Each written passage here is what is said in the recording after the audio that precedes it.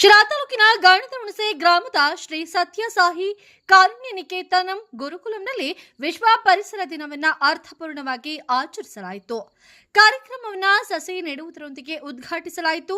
ಈ ವೇಳೆ ತಾವರೆಕೆರೆ ಪೊಲೀಸ್ ಠಾಣೆಯ ಉಪನಿರೀಕ್ಷಕರಾದ ಶಿವಕುಮಾರ್ ಅವರು ಮಾತನಾಡಿ, ಪ್ರತಿ ವಿದ್ಯಾರ್ಥಿಯು ಕನಿಷ್ಠ 5 ಗಿಡಗಳನ್ನು ನೆಟ್ಟು ಮರವಾಗುವವರೆಗೂ ಕೂಡ ಪೋಷಿಸಿ ಜವಾಬ್ದಾರಿಯನ್ನು ವಹಿಸಬೇಕು.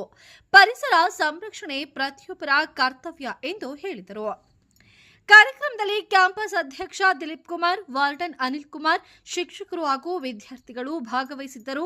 7ನೇ ತರಗತಿ ವಿದ್ಯಾರ್ಥಿ ಅಭಿಷೇಕ್ ಪರಿಸರ ರಕ್ಷಣೆಯ ಮಹತ್ವದ ಬಗ್ಗೆ ಮಾತನಾಡಿದರು.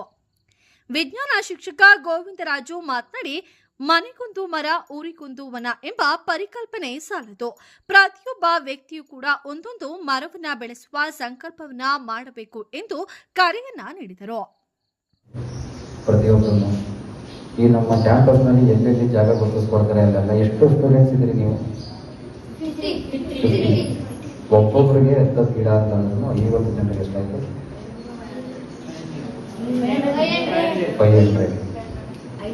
500 ಗಿಡ ನೆಡ್ತಿರೋ ಸಾಯಿಸ್ಬಿಡ್ತೀರೋ? ನಾನು ಮುಂದಿನ ವರ್ಷನೂ ಬರ್ತೀನಿ.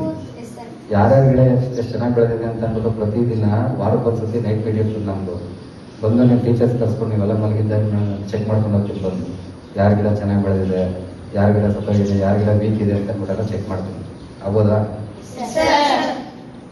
ಎಲ್ಲರೂ ತುಂಬ ಖುಷಿ ಆಗುತ್ತೆ.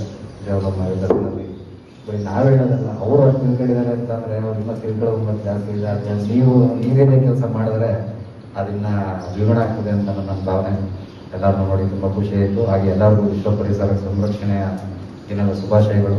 ನೀವು ಬದಲಾಗಿ ನಿಮ್ಮ ಪರಿಸರನ ಬದಲಾಯಿಸಿ, ಜೊತೆಗೆ ನಿಮ್ಮ ಅಕ್ಕಪಕ್ಕದವ್ರನ್ನ ಸಮೇತ ಪರಿಸರದ ಸಂರಕ್ಷಣೆಗೆ ಬದಲಾಯಿಸಿ ಅಂತ ಹೇಳ್ತಾ ನನ್ನನ್ನು ಇಲ್ಲಿ ಇನ್ವೈಟ್ ಮಾಡಿದ್ದಕ್ಕೆ ಎಲ್ಲರಿಗೂ ಥ್ಯಾಂಕ್ಸ್ ಹೇಳ್ತಾ ನನ್ನ ಮಾತನ್ನು ಮುಗಿಸ್ತೀನಿ. ಥ್ಯಾಂಕ್ಸ್. ನನಗೆ ಥೈರಾಯ್ಡ್ ಇದೆ, ದಪ್ಪ ಆಗ್ತಾ ಇದ್ದೀನಿ. PCOD ಪ್ರಾಬ್ಲಮ್ ಇದೆ, ದಪ್ಪ ಆಗ್ತಾ ಇದ್ದೀನಿ. ಜೊತೆಗೆ BP ಶುಗರ್ ಸಮೇತ ಇದೆ, ನಾನು ದಪ್ಪ ಆಗ್ತಾ ಇದ್ದೀನಿ. ನಾನು ಸಣ್ಣ ಆಗಬೇಕು ಅಂತ ಯೋಚನೆ ಮಾಡ್ತಿದ್ದೀರಾ?